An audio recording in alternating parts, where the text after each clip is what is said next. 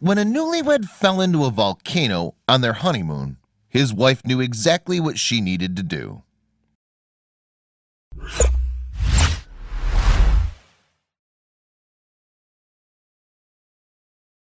But before we start, please give the video a like and make sure to subscribe to Wonderbot and hit the bell so you'll never miss any uploads from us. With its eye-catching greenery and beautiful views, the summit of Mount Liamuiga is understandably a big draw for visitors of St. Kitts. And when Clay Chastain and his wife Akemi spent their honeymoon on the West Indian island, they too decided to venture to the top of the mountain. Then, as the newlyweds hiked onwards, Clay put his faith in a rope trail to guide him towards the volcano's crater. But this turned out to be a big mistake. Clay plummeted perilously downward. Before Clay and Akemi embarked on their fateful trip, though, both had attended Purdue University. Clay had worked towards a degree in animal science at the Indiana College, while Akemi had been a management and marketing student. In fact, it seems that creatures both big and small were a passion for the young man, as at one point he had also worked as an animal caretaker at Indianapolis Zoo. And Clay and Akemi took their relationship to the next level in 2018 when the couple decided to get married. Akemi shared the good news on her Facebook page in July of that year with the message, "Looks like I got me a gem, and the ring's pretty nice too." The quip was accompanied by a photo of the newly engaged woman on Clay's back, showing off the ring on her left hand. The couple had only just tied the knot too, prior to Clay's accident. Clay and Akemi had wed on July 13, 2019 in Indianapolis, after which they jetted off to St. Kitts on honeymoon. And the pair of college grads would travel over 2,000 miles to enjoy their first vacation together as man and wife. Clay and Akemi's wedding had been a fairy tale affair, judging by the photos snapped of the two on their big day. In one of the images, the bride and groom can be seen kissing in front of a bright white pergola and surrounded by decorative tree stumps.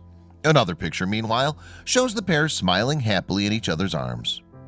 But although St. Kitts is known for its stunning beaches, the newlyweds weren't going to spend all their time merely soaking up the sun and sands. A few days into the honeymoon then, Clay and Akemi made the trek up the island's famed Mount Liamuiga.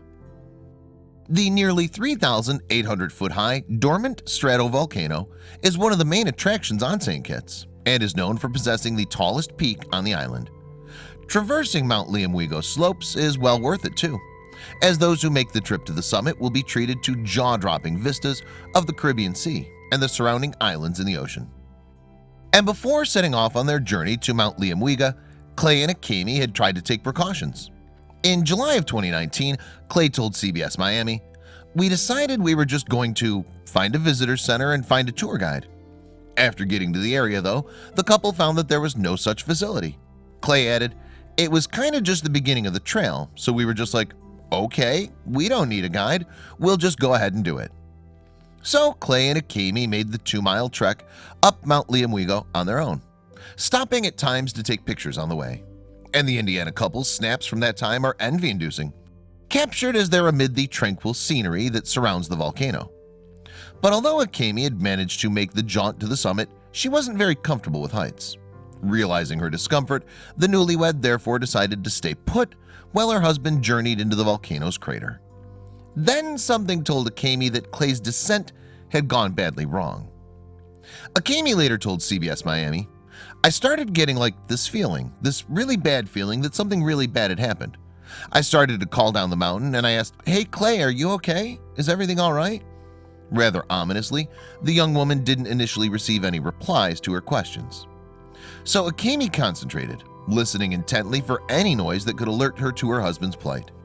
But when she finally did catch something, it understandably put her on edge.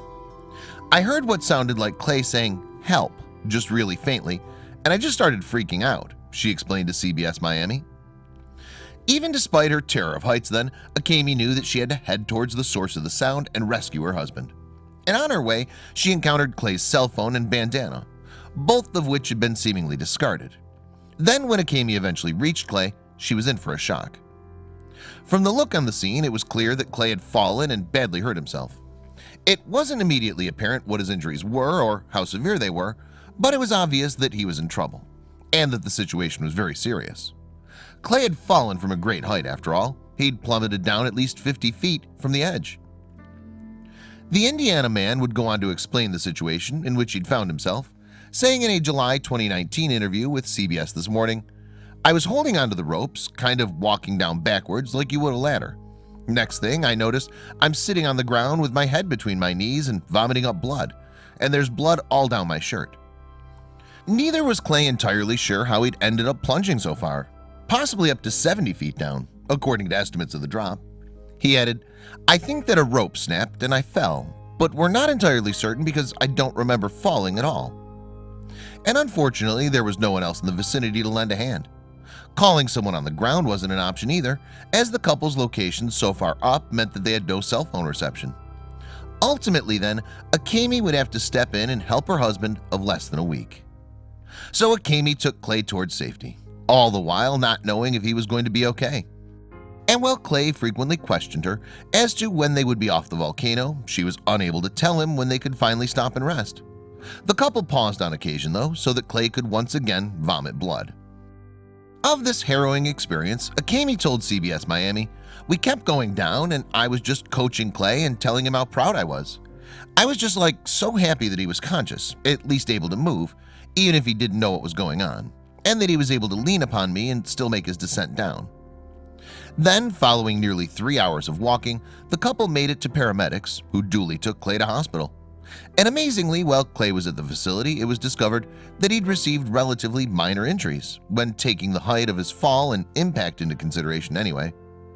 That said, Clay certainly hadn't emerged entirely unscathed from his ordeal. He had a skull fracture for one. Still, while the medics initially feared that one of the young man's vertebrae had also broken, fortunately this wasn't the case. Instead, the scan he had received had been faulty. And even though Clay wasn't in a life-threatening condition following his fall, the air that had entered his brain cavity as a result of the fracture also had its own impact. Specifically owing to the air pressure passengers typically experience from flying, the Indiana resident wouldn't be able to take a commercial flight home. It wasn't just Clay who'd been injured either. While transporting her husband down Mount Liamuiga, Akemi had bruised her legs badly. In a July 2019 interview with Yahoo Lifestyle, Clay added of his wife, "One of her big toenails is about to fall off from pushing against the front of her shoe so much on the way down the mountain."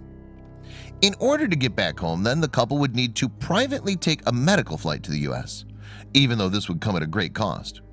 But help was at hand in the form of a GoFundMe campaign launched by Akemi's sister, Sabrina.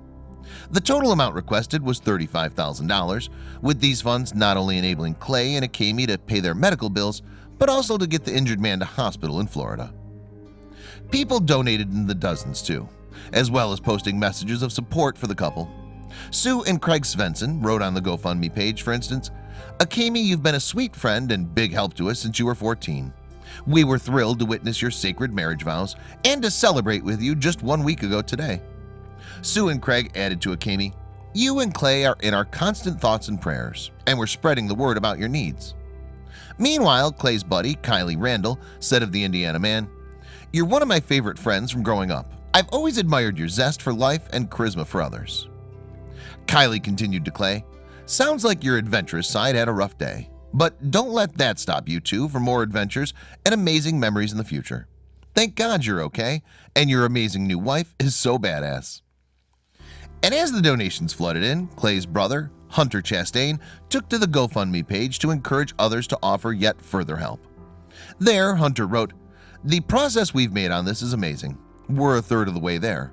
Keep sharing, donating, and telling your friends, and help get Clay home." Ultimately, the GoFundMe campaign would raise over $35,000, meaning Clay and Akemi would finally be able to return to the US. The newlyweds wouldn't be going straight back home to Indiana though, as Clay needed to complete his recovery first. Instead, the two were transferred to Broward Health Medical Center in Fort Lauderdale, Florida. And the facility's Dr. Maxine Hamilton would later talk of Clay's condition to CBS This Morning, saying, "Clay had a fracture at the base of the skull and his temporal bone. This is a very serious injury. Yet the young man had a stroke of good luck, it seems," Hamilton added. "Fortunately, in Clay's case, the fracture was where the bones did not actually become displaced, they stayed together." Sabrina would further update GoFundMe pledgers on Clay's state, writing, "It's been discovered that Clay is leaking spinal fluid from his brain into his nose and throat. He's bedridden, and it looks like he'll require a drain placed in his skull for a few days to enable the drainage and continued antibiotics to help prevent infection. Despite such a setback, however, Clay and Akemi were grateful for the well wishes and assistance that they had from their friends and family in the US. We're just so thankful to everyone back home. All the support that we've received has been so overwhelming, Akemi said in her interview with CBS Miami. We're just overwhelmed, Akemi added, while talking to the Indianapolis Star in July of 2019. An accident like ours is never something that you think would ever happen to you. You read stories about crazy situations that happen to people and say, that would never happen to me. Now that it has, it's crazy to be the recipient of such love and support. The newlyweds could see the bright side of her and Clay's experience to boot. She added, it was probably the worst honeymoon ever, but through it we've learned a lot about each other. We've also learned a lot about how we ultimately need to have our trust in, and that's our God. And in late July 2019, after the couple were back in the States, Akemi took to Facebook to give further thanks. We've been completely overwhelmed by the prayers, generosity, and support that we've received during this time, she wrote. Clay and I have cried together multiple times because it's been so incredible to be the recipient of such love from family, friends, and complete strangers. We look forward to giving back generously and loving and supporting others in the future.